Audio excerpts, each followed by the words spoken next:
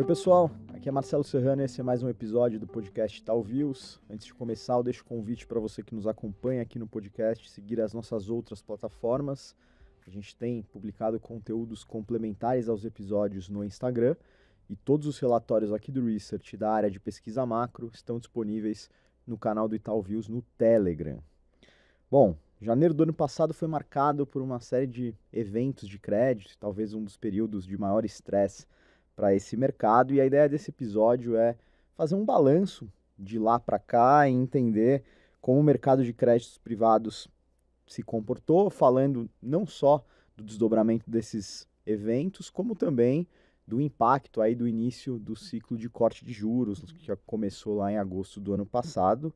A gente vai falar também do apetite dos investidores por esses títulos, falar um pouquinho do cenário macro, entre outros temas, e para contribuir com essa discussão, a gente conta hoje com as participações do Jean-Pierre Gil, que é gestor de crédito na Vinland Capital, e do Vinícius Rossi, que é Sales na mesa de renda fixa aqui do Itaú BBA. Vinícius, Jean, tudo bem? Tudo bem. Boa tarde, Marcelo. Bem-vindos aí, obrigado pela participação. Jean, para a gente começar, acho que vale começar com essa retrospectiva do mercado de crédito que eu comentei na abertura. A gente teve os eventos importantes lá de janeiro. Como você acha que a indústria se comportou depois desses episódios, considerando também o impacto aí do início do ciclo de corte de juros no meio do ano?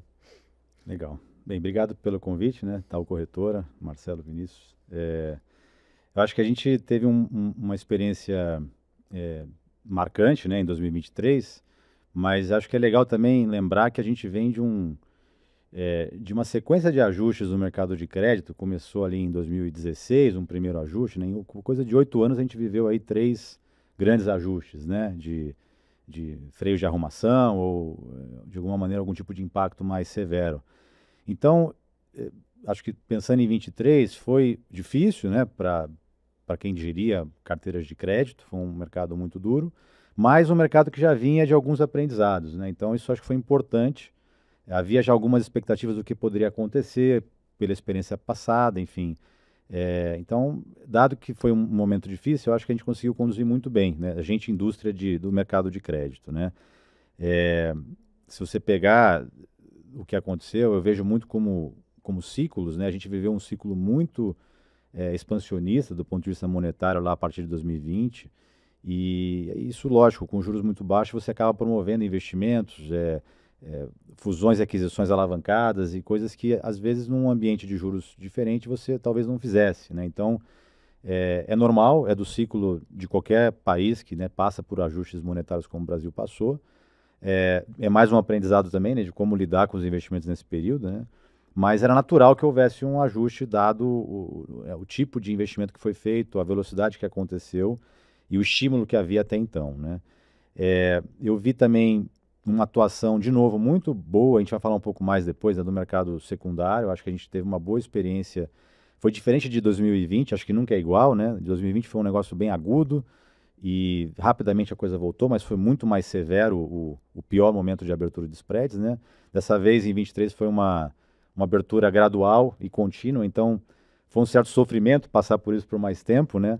Mas, por outro lado, foi mostrando que havia ancoragens diferentes, bolsos diferentes entrando. Então, essa parte também do secundário foi interessante ver como se comportou, mais players entrando, mais tesourarias, não só os bancos grandes, bancos médios também atuando mais, novos gestores atuando também no secundário, pessoa física também, né, participando, enfim. Então, desse ponto de vista também eu achei que foi uma experiência, dado que foi uma experiência negativa, ela foi muito bem conduzida pelo mercado, né? O ambiente de juros, né, a gente de fato começou o ciclo de juros, como você comentou, né, de afrouxamento novamente em meados do ano passado, mas eu entendo que isso deu mais uma sinalização e um certo alívio, até promover um pouco mais de estímulo para a classe do que realmente já cravou uma melhora de fundamento que a gente vai perceber nos balanços ou da forma como se fosse, né, de fato um estímulo que a gente vai ver se refletindo na alocação de crédito muito massiva rapidamente. Mas, de fato, como o mercado vai precificando tudo ao valor presente, né, a gente, como tem a trajetória de juros de queda nos próximos meses, isso se reflete primeiro na expectativa dos agentes e depois a gente vai ver isso nos balanços, né? Então, o que eu acho que a gente está vendo hoje é um pouco mais a gente vê a estabilização do passivo dos fundos, e depois, gradualmente, uma retomada do apetite por crédito, né? Então, a gente vive isso marcadamente no quarto tri do ano passado. Esse começo de ano também começa com um bom apetite em geral aí pelos títulos de renda fixa. Ainda tem no pano de fundo toda a questão da reforma tributária afetando investimentos, que também serve aí de impulso para a classe, né? Então, eu acho que é isso, assim, foi mais uma lição aprendida, mas com destaques muito positivos dentro de um ambiente muito difícil, né? Perfeito, Jean. Acho que um ponto interessante de você compartilhar com a gente é um pouco trazendo mais em loco essa experiência, né, que você passou ali durante a sua gestão do fundo.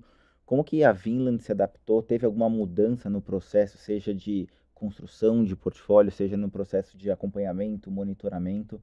Teve alguma mudança que esse evento trouxe algum aprendizado que foi incorporado lá dentro? E também, se você vê para frente nesse ano, ainda há algum risco de a gente passar novamente por alguma experiência similar, talvez com a que a gente viu no ano passado, ou se essa trajetória cadente já de taxa de juros já deve promover um alívio para as empresas no geral aqui. Legal. Assim, eu diria que marcou algumas preocupações que a gente já tinha na construção do portfólio. Sempre você aprende algo mais, né? Mas, assim, diversificação de carteira de crédito é um negócio muito relevante, né? E nesses momentos quando você tem um evento de ruptura, né, uma empresa que entra em default, ainda mais uma empresa de boa qualidade que ninguém esperava, enfim, isso serve como uma lição sempre, né, de falar, poxa, estava um pouco concentrado demais. Se eu olhasse agora em retrospectiva, talvez eu tivesse menos, né? É fácil fazer esse exercício depois, mas eu acho que sempre serve para a gente refletir sobre a melhor maneira de construir o portfólio e como a diversificação de carteira é importante. O mercado hoje oferece oportunidade para a gente diversificar mais a carteira. Antigamente, em crédito, assim, há coisa de 10 anos, você não tinha tantos nomes, então você tinha que manter um pedaço de um portfólio de renda fixa aplicado em crédito, porque se você quisesse ter um portfólio 100% aplicado em crédito, você não teria tantas oportunidades para fazer, né? Hoje em dia não, você consegue ter uma carteira totalmente alocada em crédito e não ter que investir em todos os papéis que existem, né? E ter uma carteira com 100, 150 nomes, né? Então, acho que esse é um ponto que ficou flagrante aí nesse ajuste, né? Acho que muitos gestores que tinham uma posição maior passam a refletir sobre que tamanho é o ideal numa exposição individual, né? De um risco individual. Também outra preocupação que a gente sempre tem, mas que acaba sendo renovada nesses momentos, é a preocupação com governança, né, das empresas. Enfim, como é que... É sempre um tema difícil, porque como é que você, numa reunião, acompanhando o caso, consegue extrair tudo que é possível sobre como a empresa vai atuar em momentos difíceis, né? Na verdade, você testa normalmente a gestão da empresa, os seus acionistas, nesses momentos difíceis, né? Mas, de novo, tivemos algumas lições aí, exemplos, né, que servem como aprendizado de como e aí acho que o que serve para a parte analítica é como eu devo incorporar isso no meu processo de avaliação interna e que peso eu devo dar para isso. Será que esse peso tem que ser um pouco maior? Será que tem situações em que você, por mais que o retorno e o risco de crédito puro daquele caso estejam interessantes, talvez esse tema governança possa ser tão relevante que impeça você de fazer o investimento, né? Porque não é só a questão de risco e retorno no final do dia, tem esses elementos qualitativos que tem que ter um peso também, enfim. Então, acho que esse foi outro ponto importante. E acho que nesse ciclo agora eu vivenciamos aí uma situação interessante de disciplina na precificação de títulos. Assim, eu acho que a gente pode sempre voltar a ver, né? O mercado às vezes esquece exageros na marcação, na precificação de novos títulos, né? Mas desde o ajuste de 19 e 20, eu tenho notado uma disciplina maior dos gestores. Assim, eu posso estar com caixa na mão, eu posso estar tendo aportes nos fundos que eu faço gestão, mas eu não vou ceder, né, para qualquer preço que me seja oferecido só para estar com o fundo alocado, né? A gente é testado nesse tema o tempo todo, né? Mas eu acho que eu sinto um pouco também de maturidade e disciplina nesse ponto, que foi um aprendizado grande. Eu acho que vale também falar do que a gente não aprendeu ainda direito, eu acho, né? Assim, a questão do passivo dos fundos de crédito segue sendo um tema muito sensível para a indústria, né? A gente sabe que é tentador alocar num fundo que tem resgate de curto prazo, de curtíssimo prazo, né? E esse fundo, para ter atratividade, ele precisa carregar algum volume de crédito para poder justificar o custo do produto, né? mas ele é, infelizmente, um produto inadequado para você tomar crédito numa proporção, né, que passe do razoável em questão de liquidez e risco de crédito. Então, eu não vejo ainda um mercado. Eu acho que a gente passou por todos esses ciclos e a gente sempre volta a ver a indústria muito alocada nesse tipo de produto, né? Então, esse acho que é um aprendizado ainda que a gente já aprendeu o que acontece quando tem um problema, mas a gente ainda não aprendeu a alocar o dinheiro de um jeito diferente, né? Então, acho que vale também esse ponto do que a gente acha que ainda tem para aprender, né? Sobre risco de acontecer mais alguma coisa parecida, eu acho que a gente, de certa maneira, transitou de um ajuste muito grande em 23, que até fugiu do que era idiosincrático, do que era mais específico das histórias das empresas, para algo que foi muito mais conjuntural, afetou todas as empresas, até abriu muitas oportunidades, né? E agora a gente está num momento em que já foi possível identificar os casos mais estressados, menos estressados. Isso está refletido nos preços. Hoje há uma amplitude nos spreads de crédito entre o que é mais baixo risco, mais reconhecido como superado, qualquer risco mais iminente de problema, e o que ainda não superou, ou por modelo de negócio ainda desequilibrado, ou por um nível de alavancagem ainda incompatível com o modelo de negócio daquela empresa, enfim, que até aquilo que ainda pode dar problema, hoje já está, de alguma maneira, precificado. Então, a gente sempre vai ter um novo ciclo e vai ter um novo ajuste em algum momento, né? A gente sempre tem que estar preparado para isso. Mas, dado o momento deste ciclo que a gente está, não me parece que a gente está, né, não deveria observar casos na velocidade, na frequência e volume que a gente viu em 23. Vai ser muito mais pontual e muito mais antecipado pelo mercado, na minha visão. Bacana, eu queria voltar num ponto aqui do amadurecimento do mercado secundário, que o Jean comentou, mas queria trazer um pouco o olhar da corretora, Vini, para esse ponto aqui. Queria te perguntar como que a captação líquida e volume negociado no mercado secundário nos ajudam a entender um pouco do apetite do investidor ao longo do último trimestre e também olhando para o começo desse ano. Perfeito, Marcelo. Acho que para a gente entender um pouco do movimento, né, que a gente tem visto tanto do lado de captações líquidas aqui da indústria de fundos, quanto de volumes sendo negociados no mercado secundário, a gente olhar o resultado desse primeiro movimento no ano passado, quando a gente teve esse estresse no mercado de crédito. A gente teve um primeiro semestre muito duro aqui para a indústria de fundos, onde a gente teve uma saída líquida relevante de capital, que a partir do segundo semestre do ano passado começou a estabilizar e a partir então da segunda metade do segundo semestre teve uma retomada aqui da captação líquida positiva. Olhando em números aqui, na média, o último trimestre do ano passado captou em torno de 16 bi, mais ou menos, por mês, na média. E na ponta, esse número, até os dados que a gente já sabe, em janeiro a gente tem uma média de volume de captação do universo de fundos que a gente olha de 11 bi de real. Em termos de volume negociado no mercado secundário, o universo, né, de debêntures tradicionais, debêntures incentivadas, CRIs e CRAs, ao longo do mês de janeiro, em média tem negociado por volta de 2,8 bi ao dia. Isso está em linha com, faz acompanhamento sempre em relação ao período dos últimos 6 meses. Isso está bem em linha, assim, a gente tem também um outro fator que é o mercado primário aqui, principalmente quando a gente fala das colocações de debêntures incentivadas, bem aquecido nesse início de ano. Então, na média, eu acho que comparando uma fotografia do primeiro tri do ano passado com a do primeiro tri desse ano, a indústria como um todo está respirando super bem aqui. E acho que à frente a gente tem um caminho bem otimista, assim, principalmente conversando com os nossos clientes. Perfeito. E para aprofundar um pouco essa discussão de interesse dos investidores, Jean, como é que você avaliaria o perfil dos títulos que estão sendo buscados, se a gente comparar high yield com high grade, se a gente olhar, sei lá, setores distintos, o que esse investidor está buscando, na tua opinião? Houve uma busca no segundo semestre do ano passado por títulos de boa qualidade, né, os high grades, porque eles estavam oferecendo um retorno historicamente desproporcional, tipo o high yield. Então, houve muito fluxo de dinheiro no secundário e no primário para esses títulos, aproveitando essa oportunidade que ela não é única, mas ela aparece, né, de tempos em tempos. Então, quando aparece, a gente tenta aproveitar, o mercado fez isso, né?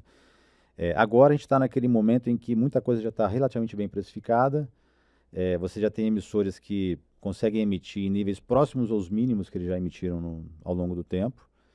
E aí, nesse caso, você continua tendo a demanda, mas é uma demanda por carrego, de fundos que tem um perfil de baixo risco de crédito, e o investidor que precisa buscar um retorno adicional, que tem esse interesse, que entende, né, como avaliar o risco e assim por diante, ele começa a olhar para aquilo que está no nível intermediário de risco, né, e eventualmente para o que tem mais risco, né. Agora, a preocupação que você passa a ter quando você, né, baixa um pouco a barra, é que você está indo para um segmento ou para um emissor que tem uma probabilidade de dar um problema, né, de você passar por uma recuperação, por uma reestruturação em algum momento maior. Então, o que você tem que exigir em troca, não só um prêmio, né, que justifique aquele risco, mas também considerando que no Brasil, reestruturação de crédito, né, recuperação judicial, ainda é um processo com todas as evoluções, né, que ainda é muito pró-emissor, ainda dói muito para o credor, ainda leva tempo, ainda gera um resultado final abaixo de outros países que têm um regime falimentar, regime de recuperação ou mais testado, né, ou mais elaborado pró-credor, né? Quando você bota a variável, quanto eu recuperaria desse crédito dado um problema, ou você tem que pedir um prêmio adicional para justificar aquele investimento, né?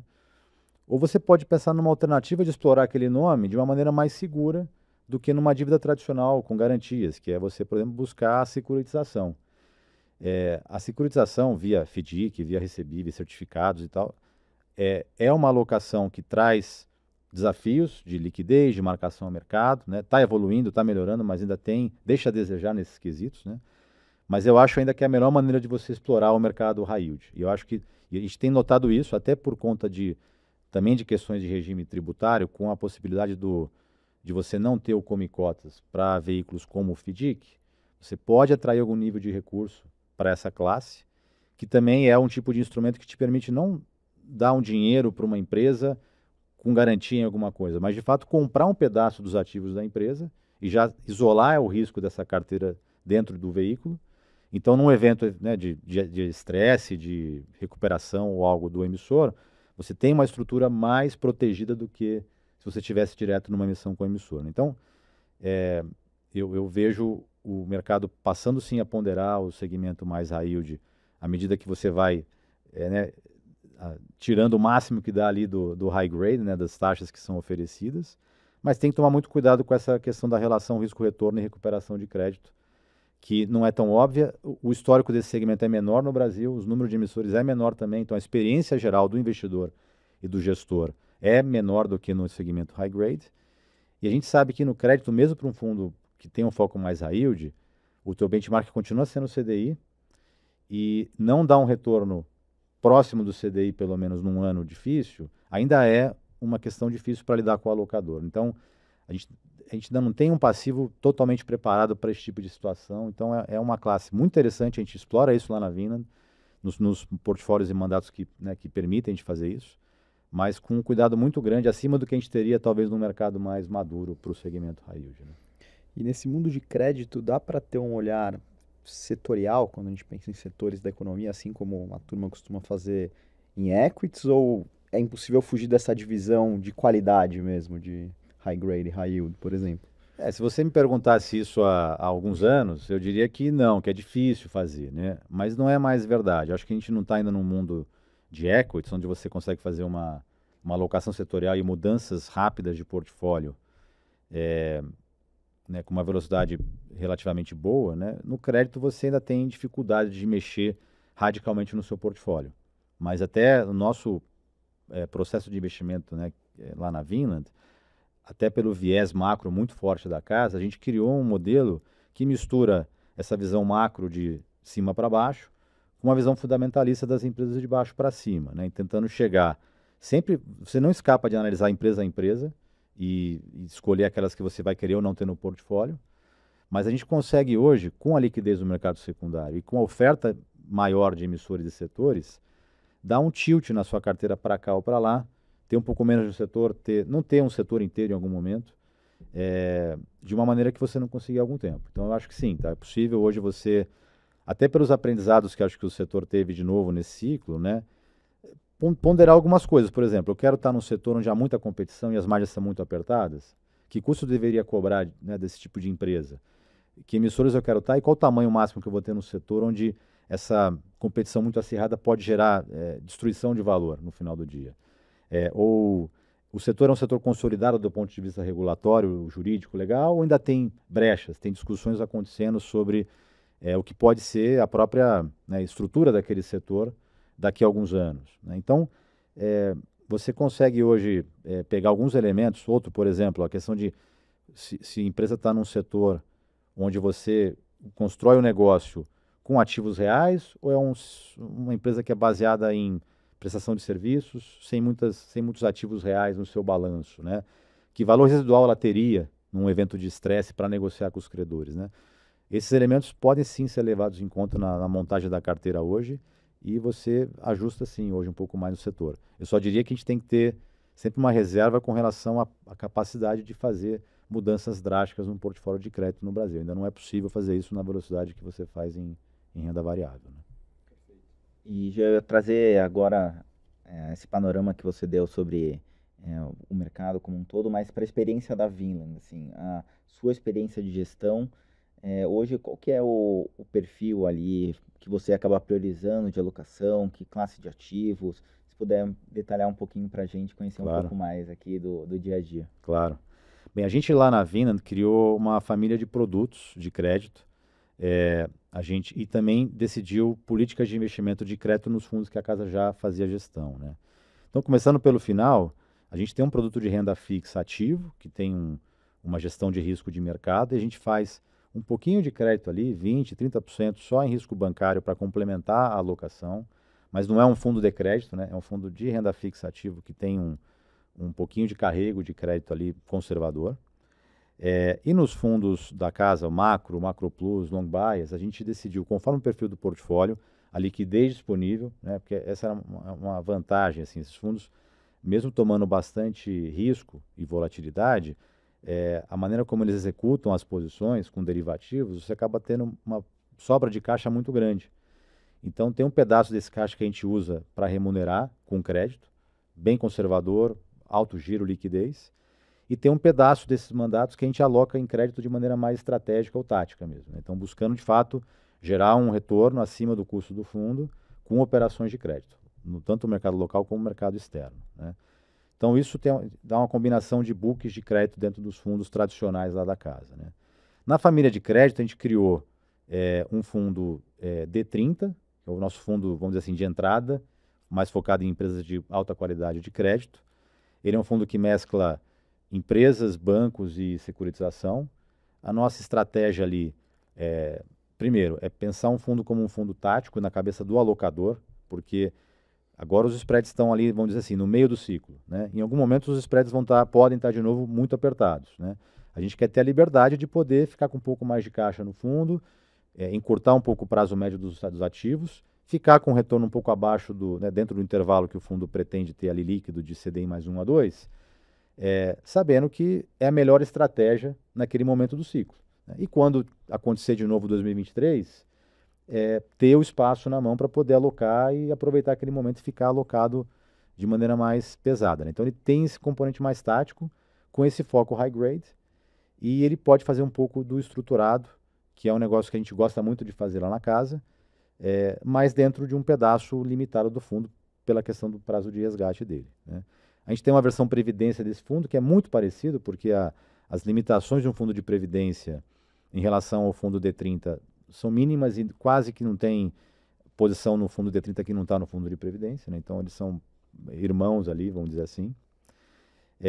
A gente também lançou um fundo de crédito estruturado, aí sim focado no segmento mais high yield barra e líquido, né? Um fundo que tem resgate de 180. Então, vai buscar um retorno maior, é um fundo para buscar CDI mais 3,5, 4 líquido de taxas, com esse perfil um pouco mais ilíquido, agressivo, né? Mas também não chega a ser um fundo high yield muito ilíquido, muito alternativo, né? Ele é um próximo passo que a gente imaginou ali dentro da casa, na família de produtos, né? E por fim, a gente lançou um fundo infra ativo, né? É um fundo recente, tem pouco mais de 6 meses agora, mas uma ideia muito legal, onde a gente mescla uma carteira de debêntures de infraestrutura de alta liquidez, porque é um fundo D30, então ele não pode ter uma alocação muito alta em projetos de infraestrutura mais ilíquidos. Então a gente também faz um pouco de debêntures de infra ligada a projetos, mas vamos dizer assim, a maior parte da alocação está focada em títulos de mais liquidez, combinando o excedente que o fundo pode ter em outros ativos, né, e continuar enquadrado para isenção de imposto de renda, com uma parcela do que a gente faz no book de juros local e global da Vinland, né, mantendo esse chassi isento do fundo, né, um fundo para pessoa física isento. Então, ele é como se fosse 2 fundos em um, né, buscando mesclar 2 coisas muito legais que a gente tem lá na Vinland, né, essa alocação em crédito e a gestão ativa de juros local e global, né. E falando um pouco sobre cenário macro, já, como você tem avaliado o ciclo de política monetária, o pace de corte de juros e como que ele tem impactado aí a estratégia de vocês? A gente, pensando muito com a cabeça de crédito, né, a gente está no meio de um ciclo de afrouxamento, mas nós estamos ainda no meio desse ciclo, né, e as empresas ainda pagam bastante no nível atual de Selic, mais o spread de crédito, né, então tem o filme e tem o filme, né, desculpa, tem o filme e tem a foto ainda é muito dura, mas se a gente for acompanhar esse filme e a trajetória que a gente está vislumbrando para a taxa Selic, hoje a Vinland trabalha com uma taxa terminal de 8,5, né, então, se você imaginar que a gente chega nesse 8,5 daqui a um tempo, mais o custo de dívida que as empresas continuam pagando, e os spreads também voltando do nível mais agudo que a gente viu no ano passado, é um patamar de juros que não é nem de perto que a gente vivenciou lá em 2021, mas é um patamar que permite às empresas se planejarem melhor, né, fazer investimentos de longo prazo, sabendo que o custo, né, se o custo cabe dentro da TIR daquele projeto, enfim. Então, apesar de a gente ainda estar vivendo, e não vai demorar um pouco ainda para a gente ver nos balanços das empresas o impacto da queda de juros, né, como a gente trabalha de maneira prospectiva, já dá para conseguir colocar no preço um pouco, que é o que o mercado tem feito, né, esse ciclo de juros, né. Então, ele é benéfico para as empresas, vai ser ainda mais quando a gente vê o patamar de juros mais baixo, né. A gente tem também uma questão macro mais na linha de política, né, do governo, com algum nível de reformas aprovadas, algum nível de estabilização de expectativas. A gente ainda tem um problema fiscal muito grande para resolver de médio e longo prazo, mas isso também trouxe algum alívio para quem faz alocação de investimentos, né? Então isso, a gente, lógico, tem um pano de fundo ainda difícil, mas um crescimento modesto esse ano que vem, combinado a trajetória de juros, né, menor, e se você ainda trazer para a conta a melhora de risco de crédito, né, a gente vai sair de 2023 com muitos rebaixamentos para um 24 de estabilização de ratings, até, eu imagino, possivelmente mais elevações do que rebaixamentos de ratings. Isso também vai ajudar a estimular mais o alocador, o investidor, a ter confiança na classe de investimento, né? Então, somando tudo isso, eu acho que é um cenário favorável para crédito, né? Tanto do ponto de vista de fundamento, quanto quando você olha para nível de retorno e risco para quem está alocando, um nível de entrada interessante, né? Por fim, na parte de spreads, olhando para o macro, né, a gente tem o que eu falei no início sobre a amplitude, né? Se você pegar ali a mediana de spread dos papéis que tem marcação ambima, ela convergiu para um nível já ali um pouco acima do que foi a mínima lá de final de 2019. Só que se você pega ali um conjunto de papéis e separa ele ali, os AAAs, ou os nomes bem mais que o mercado tem mais conforto, do resto desse universo, a amplitude desses 2 universos aumentou muito, né? Então, essa é a grande dúvida agora, né? Quer dizer, o high grade vai testar, primeiro, né? Vai testar novos níveis de fechamento, até onde vai? Vamos testar as mínimas históricas, o mercado vai ter disciplina para segurar isso, até onde vai, né? E a outra vamos ter um olhar para essa parte intermediária aqui dos spreads, né? E dá para separar aqui o joio do trigo e ganhar também dinheiro com isso aqui. Tem coisas que estão ainda mal precificadas, desarbitradas, ou já é um fenômeno que reflete a história de cada empresa, né? Estão pagando o prêmio pelo seu perfil, pelo seu setor, né? Então, esse é uma questão macro mais de crédito, que é a grande questão para 2024, né? Quem vai sair desse grupo e migrar para o próximo, e até onde o mercado vai topar testar spreads mais apertados ao longo do ano, né? Perfeito. E, Jean, você comentou um pouco desse panorama macro, né? os impactos que ele gera para a própria indústria de crédito e outros produtos também de renda fixa, você enxerga daqui para frente, né, olhando na perspectiva desse filme que você comentou, uma rotação no portfólio ali dos investidores, talvez trocando um pouco a renda fixa por outros produtos como os fundos multimercado. Você vê algum movimento nesse sentido ou você enxerga o mercado de crédito seguindo forte em captação? Se você pegar o pano de fundo, vamos imaginar que a Selic chega ali em 8,5, 9, e aí o spread, né, com o spread de crédito de 1, 1,5, na parte mais conservadora do mercado, até 3, 4, você está falando de um retorno nominal para a classe de 10 a 13%, mais ou menos, né? Para uma inflação projetada de 3,5, 4, a renda fixa e a renda fixa complementada com crédito, acho que continua sendo uma classe relevante. E ainda quando você considera o perfil do investidor brasileiro, né, que aos poucos está testando teses com mais volatilidade, mas ainda é um perfil bastante conservador, eu acredito que a renda fixa continuará tendo um papel bem relevante na alocação, né?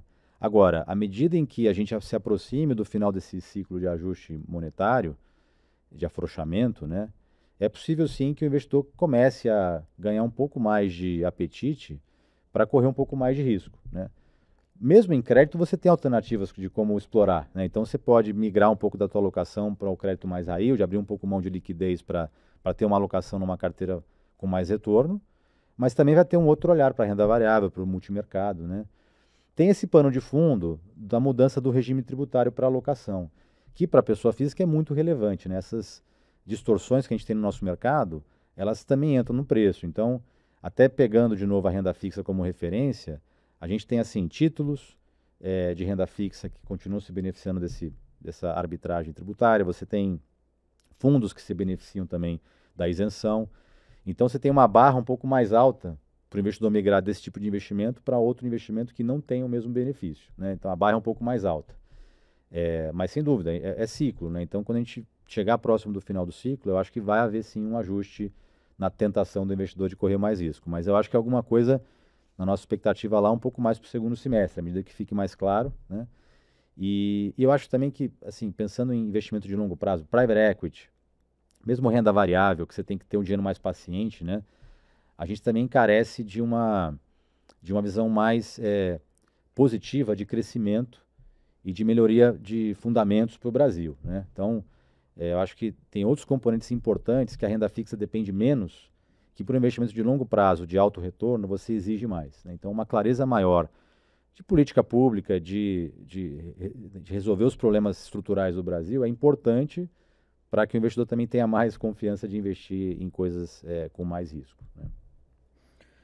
Bacana. Para a gente fechar, eu queria tentar deixar uma recomendação para os ouvintes, investidores, pessoa física principalmente, que nos acompanham, cada vez mais investindo, até diretamente nos títulos, né? E eu sinto que muitas vezes a turma abre a plataforma, dá uma comparada nas taxas e bota na ordem, né? De bota baixo na para ordem e cima. faz a alocação. Então, para evitar esse Essa processo, esse racional, eu queria perguntar para vocês quais as recomendações e cuidados para o investidor que quer fazer uma escolha direta de um título de crédito privado e quais as vantagens de terceirizar esse trabalho para as gestoras aí, como que vocês conseguiriam agregar aí nesse dilema?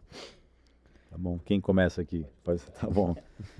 Primeiro, e até pensando como pessoa física, como investidor também, né, do meu próprio recurso, assim, eu acho que esse tema da diversificação é muito importante. Eu já vi também trabalhando em family office, muitas carteiras administradas ou carteiras de papéis aleatórios que os clientes traziam às vezes para a gente de outros lugares, né, com concentrações de 3, 4% num único papel, né? Eu, assim, buscaria não ter nada além de 1% em nenhum tipo de título de renda fixa, por exemplo, dentro de um portfólio. Por mais tentador que seja, né? Mas quando você está falando de um risco específico de um emissor, pensar muito na diversificação do teu portfólio, né? Preferir o mercado primário do que o secundário, porque no primário você participa na taxa definida no book building e você só vai ter um problema eventualmente, de marcação ou de preço de saída na hora que você precisar vender. Então, você pelo menos se livra do pagamento de um pedágio, vamos chamar assim, né, na cobrança do serviço na entrada e na saída, fica só na saída, né? Normalmente eu vejo como as melhores oportunidades para a pessoa física no mercado primário, né? E avaliar muito bem o prazo da emissão que você está entrando, exatamente por esse ponto da liquidez, né?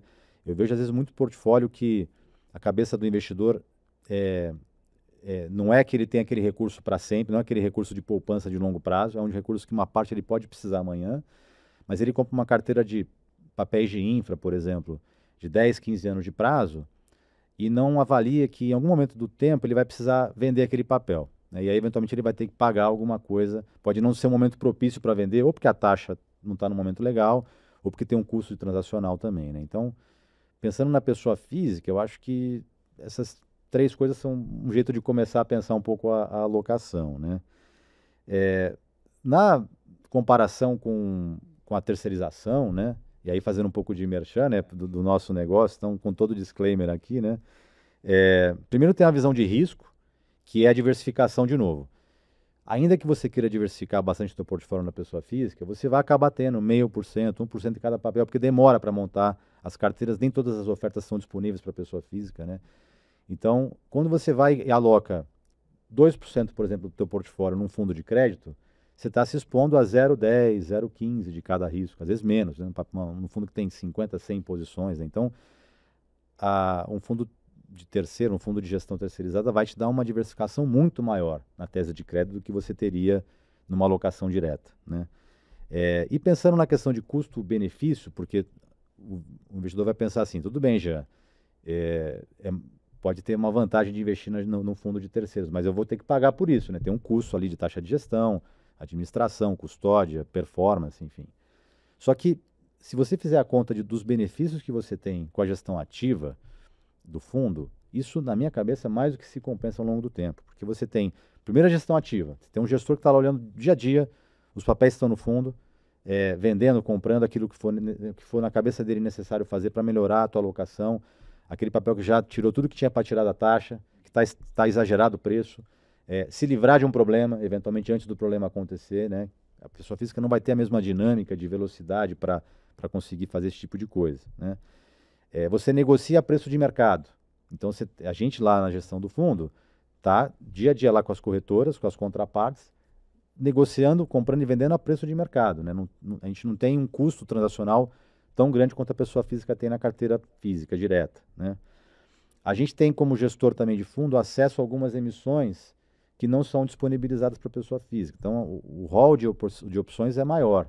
Então, é uma outra vantagem que eu vejo em você terceirizar o fundo para um gestor qualificado.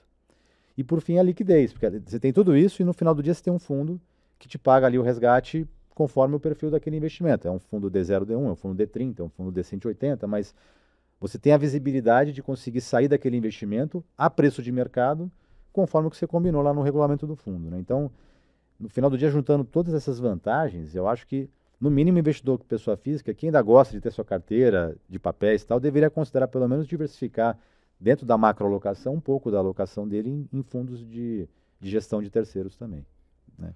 Acho que complementando só depois dessa aula aqui que você deu para a gente, acho que eu colocaria, de fato, quando o pessoal física costuma analisar, né, e pensar ali como montar o portfólio, tem uma tendência de super simplificar as coisas, né?